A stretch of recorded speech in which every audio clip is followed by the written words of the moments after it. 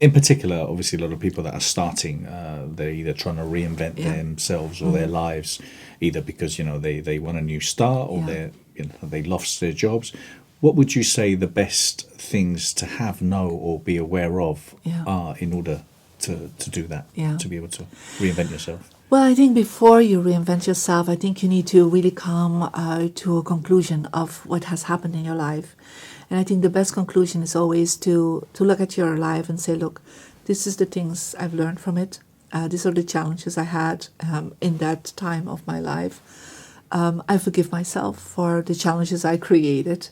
I also forgive the people that have co-created the challenges with me. Because I don't think you can reinvent yourself and start all over if you don't really say thank you to what you have experienced before. I thought that having the well-paid job would make me happy. And I think it's a myth that a lot of people buy into, actually. It's the story of success that we're sold from really quite a young age, that having the big house and the nice car and the foreign holidays will make us into happy people. And it took me an extraordinarily long time to figure out that, in fact, I wasn't happy at all. I was actually quite profoundly miserable. And that maybe there was something wrong with this story, at least for me. It just wasn't making me happy at all. Was there a turning point or something that made you decide There was. Yeah. What really woke me up to this fact that this particular story wasn't working for me was an exercise that I did one evening after maybe a particularly bad day in the office, inspired by Stephen R. Covey's 7 Habits of Highly Effective People. Yeah, I've done that. And begin with the end in mind. And so I thought my way ahead to the end of my lifetime and wrote 2 versions of my own obituary, the one that I wanted and the one that I was heading for if I carried on as I was. And just to paint a picture of where I was at that point in my life. So I'm now in my early 30s. I've been working in an office for over a decade.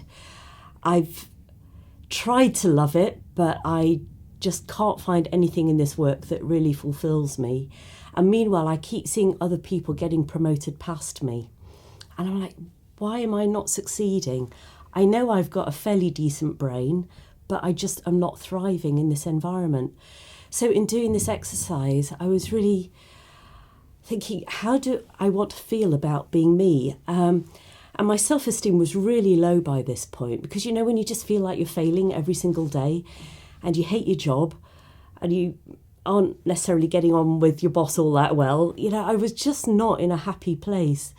And so when I thought ahead to who do I want to be, I thought of the people whose obituaries I really enjoyed reading in the newspaper, and they seemed to be these sort of courageous, go-getting people who would just get out there and try anything at least once, and they might succeed, they might fail, but even if they failed, they pick themselves up and try again, and they just seem to have this almost gung-ho, fearless approach to life, and to have this innate self-confidence that they didn't necessarily have to be seen as successful by other people. They just really wanted to give it a go, to live adventurously. And so, very inspired by them, I wrote this fantasy obituary for myself. And it wasn't really specific on the details. It certainly didn't mention anything like rowing across oceans. But it was just more about how it would feel to be me.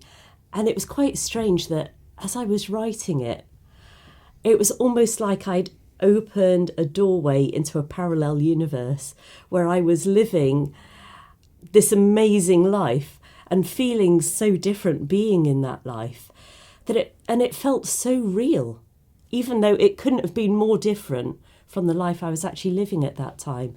It felt authentic, it felt real, to the extent that when I finished writing it, I sat back in my chair and thought, wow, what an amazing life I've had, and then had sort of hit myself around the face and remind myself that that was just the imaginary one, the fantasy obituary. And then, of course, I had to write the one that I was actually heading for if I carried on as I was. And superficially, it looked successful, decent job, decent paycheck, nice house, security, pension plan, all the things that grown-ups are supposed to have. But it just seemed so grey compared with this amazing Technicolor, really vivid fantasy obituary that I'd just written. I suddenly just had this crazy idea. It just popped into my head. Why don't you row across oceans and use that as your platform through blogs, which usefully had now been invented, which why it's good I didn't do my adventures any earlier in my life.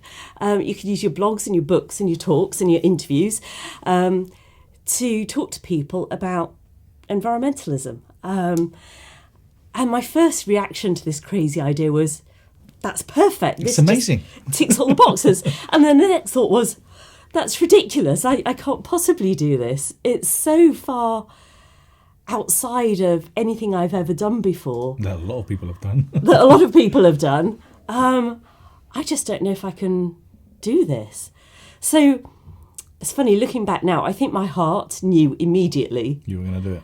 that I was going to do it. But the head, the self-preserving ego was like, no, this is ridiculous. How long did it take you to convince yourself and make it happen? A week. A week? Yeah. I was trying to talk, like the head was trying to talk my heart out of it. Yeah. But every morning I would wake up and think of more reasons why it just really was the perfect project for me. So lack of confidence. How do you help somebody become more confident? Well, I always look at babies, having had one myself, and babies are born with so much confidence. If you push the pram, people come and go, your baby's so cute. They don't go, don't look at me, I don't like attention. They love attention. If ever you've sat round a pool, you'll hear all these kids saying, Daddy, look at me, Mummy, look at me. So we come into the world loving attention. I mean, that's the first experience you get. Everyone looks at you, the doctor, the nurse, the midwife, parents, grandparents. So what I tend to do is reactivate that innate confidence that you were born with, and at the same time have a look at why you've lost your confidence. It's always, there will be something very specific that causes people to lose their confidence, but they don't really lose it. I believe it becomes submerged under all kinds of negative beliefs, and when you remove them, the confidence can come back. So I give people back what they were born with, which is better, because then they don't go away and think, well, I've never had it. They go away and think, yeah, of course I had it, and I can have it back again. Can anybody become more confident? Yeah, absolutely. The thing with your mind is, and the mind is really simple, your mind does what it absolutely thinks you want it to do. So if you fear rejection, if you've been humiliated at school or by, as one of my clients was telling me that she went to work on her Thursday, her boss shouted out across the floor, she's useless, she'll never be good at anything. And when you're humiliated like that, the number one job of your mind is to make sure you never experience that again. So your mind is always working to move you away from anything that causes you pain, and it has to find out what causes you pain to move you away from it. So people who've been rejected then spend their life avoiding rejection, avoiding humiliation, and they won't put themselves forwards. But when you take that away and show them that you can't be rejected, the only person who can truly reject you is you. Somebody can not give you a job and not like you, but they can't really reject you because they don't really know you. And so I teach people that there's no such thing as rejection. Nobody can diminish you. And once you believe in yourself, then it doesn't really matter what other people think. And people get very concerned that that's arrogance, but it's not. It's just a self-esteem that radiates out from you. So you can't really be diminished. You can have bad days, but we can all feel incredibly confident and incredibly self-assured. And the great thing is that people love that. You want to be with people who are self-assured. Like if you were going to see a doctor, you want him to say, I'm the best doctor in the world. You don't want him to say, oh, I'm not really that very good. I'm okay, but I'm not great. I mean, who's going to go and see a doctor like that? Yeah. When you're flying with a pilot, you want to say, I'm the best pilot BA has got, not, oh, I'm not very good. I hope I can get you through this turbulence. So people who are confident make us feel really, really at ease, and we like that. And also, confidence is really very sexy too. Men love confident women, so we should all be more confident. So for someone that's in their mid-30s or early 20s, just finished uni, or even older, and they're looking at reinventing themselves, and they're probably thinking, you know what, it's too late for me. What are your thoughts regarding that? Because you're a perfect inspiration. I feel like that's probably one of my biggest achievements, actually, because it is notoriously difficult to reinvent ourselves. The way I think about this is that we have a story, about who we are. This underlying narrative that is largely derived from childhood. You know, when we're little, you know, kids are just like sponges, aren't they, for everything, and as well as like soaking up all the bad words that we shouldn't have said in front of them, they also soak up a lot of information about themselves. So when parents, teachers, friends tell them who they are, they don't have a filter, they just absorb all of that. And so as we grow up, we have a certain self-concept. And often it's subconscious. And it's only when we do something that we go, oh, why did I just do that? That was totally against my own interests. That then the subconscious has become conscious, and we can examine the narrative and try and find one that works better for us. So, for example, my story that money would make me happy, having a big house would make me happy, and then realise, oh, heck, I'm living in a big house, I'm really miserable. So my story isn't working. How can I rewrite that story? And we can, like, by doing something like the obituary exercise, I think we can start to craft a new story that feels real to us. And then we need to make it true. We need to bring that story that at the moment is just an idea into our lived reality. And I'm not really a believer in affirmations as such, but having said that, this sounds a bit like affirmations. When I was doing the rowing, I'd get lovely comments on my blog posts with people saying, oh, you're so courageous, you're so resourceful. And I think, courageous, resourceful, me? No, I don't think so. And then I went, well, why not me? Maybe I could be. So I had this whiteboard in front of my rowing seat where I would be sitting looking at it for 12 hours a day. So I wrote these words on there, courageous, resourceful, determined, whatever. And as I went about my daily business on the boat, I really tried to embody those words in everything that I did.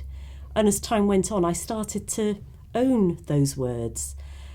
I think of it like we have a little observer in our head that's watching how we behave, and it's constantly refining our story about who we are based on the behaviour that it's observing. And so at first, when we try and change, it might be a bit panicky. It might be like, oh, we don't like change. If we change, something bad might happen. But as time goes on and we stick with the new pattern of behaviour, it actually goes, oh, okay, well, we've been trying out this new behaviour for a few weeks now and nothing bad's happened so far. So, okay, let's go with it. Let's now absorb that into the story about who we are. Coming back to mindset, I spent a lot of my time asking myself, can I do this? Can I do this? And the way that the mind works is it then goes, let's go check the memory banks and see if we've ever done this before. Yeah. It goes back through the memory banks and goes, oh, blank. No, we have no evidence we can do this. You know what? I don't think we can do this. Yes. And I had a bit of an epiphany one day. I was like, this is a completely bogus question. It's a pointless question. The only way I can find out whether I can do this is to just keep doing it, just keep sticking my oars in the water for 12 hours a day, just keep showing up. And one day I will either have done this or I won't have done this, but that's really the only way I can know. I think so much of success is just not quitting. Yeah. Yeah. And I love that Winston Churchill quote that success is the ability to go from failure to failure with no loss of enthusiasm. Yeah. I had plenty of losses of enthusiasm, but I still managed to just keep on going. And it was really only in the last few days that I started to think, you know what? I think I'm going to do this. Yeah. So you finished, you completed it, you've done it. Yes. How amazing was that? Best feeling of my life. Stepping ashore in Antigua after 103 days at sea. I was just grinning from ear to ear. There was an amazing welcoming committee there, including my mum. There were school children singing, and there were people on boats sounding their air horns, and people just cheering. And, I was having a major rock star moment. I was just loving it. So it was an incredible feeling, and I don't think it would have been anywhere near as euphoric if I hadn't struggled so much every single day to get there. And I do think the harder we've worked for something, the greater the sense of achievement when Yeah. you get there. So it was pretty awesome. Brilliant, amazing.